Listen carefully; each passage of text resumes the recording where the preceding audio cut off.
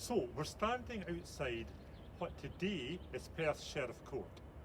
But 500 years ago, this was the site of the Gowrie house, the townhouse of the Ruthven family, the Earls of Gowrie, that I spoke about in my last video. This was a family that were involved in the Ruthven raid, the abduction of King James VI of Scotland. Well, as you know, the Earl of Gowrie, the first Earl of Gowrie, he was executed for his part in that raid. However, his family did continue to be fairly influential. The family in general had been important in Perth for many centuries. When King James I was released from captivity in London, as I told you about in an earlier video, William Ruthven was one of the nobles who was sent down to London in lieu of the ransom, as a hostage, if you like. So after the Ruthven raid, 18 years passed, and there was a second stranger incident involving the Ruthven family. King James VI was staying at Falkland Palace, which is about 14 miles south of here. He got up early one morning to go on a hunting expedition when he was approached by Alexander Ruthven, the brother of the third Earl of Gowrie. Now, Alexander told the king a wonderful tale about how he and the Earl had captured this foreigner with a big bag of gold. They were worried that he might have been part of a papish plot, a Catholic plot against the king, and suggested that the king might want to come and interview this person himself. Well, King James VI, always a man with an eye to intrigue, said he would come along and do the interview, do the interrogation, if you like, as soon as his hunt was over. Alexander told the king to keep it a secret and to bring as few people with him as possible. Well, about 1 o'clock that day, the king turned up here at Gowrie House and was given admission by the Earl, who seemed, strangely, a little bit surprised to see him. However, he was the king, so the Earl gave the king and his followers a bit of lunch before Alexander, the Earl's brother, said to the king to come upstairs and meet the strange foreigner, telling the king to leave his associates downstairs.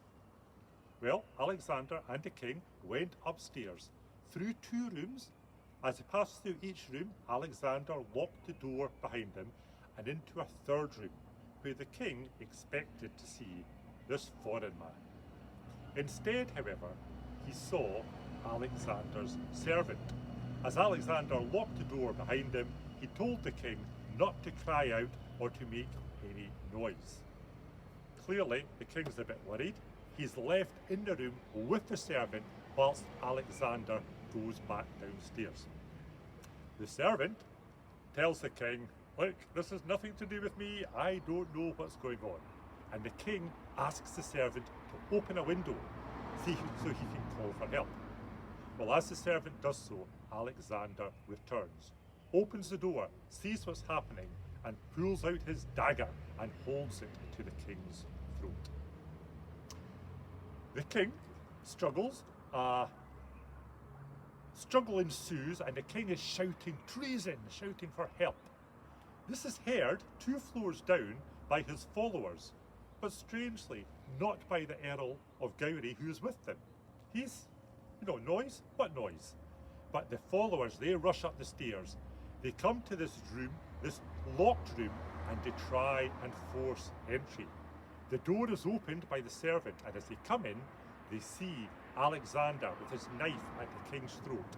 They draw their swords and they kill Alexander. As the Earl follows them upstairs, they kill him also. This treasonous plot has been defeated, so it would seem. But there are a lot of strange things about this story. This story is the version given by the king himself. Now, you might remember, the king had owed the first Earl of Gowrie 48,000 Scots pounds.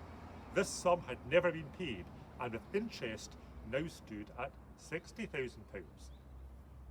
By killing the the Ruthven family, the Earls of Gowrie, this debt is wiped out. The Ruthvens, however, what on earth could they possibly have hoped to gain by kidnapping the king when his followers were downstairs? Very strange.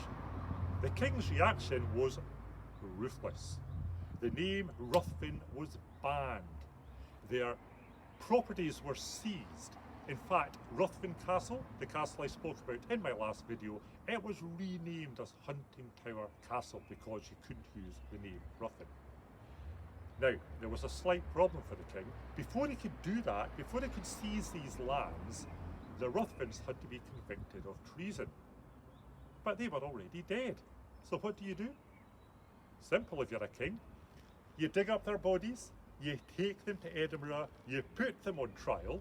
They put up a very poor defence for obvious reasons. They are found guilty and they are hung, drawn and quartered. As was said before, King James VI, not a man to mess with, and that was the end of the influence of the Ruthven family and the Earls of Gowrie.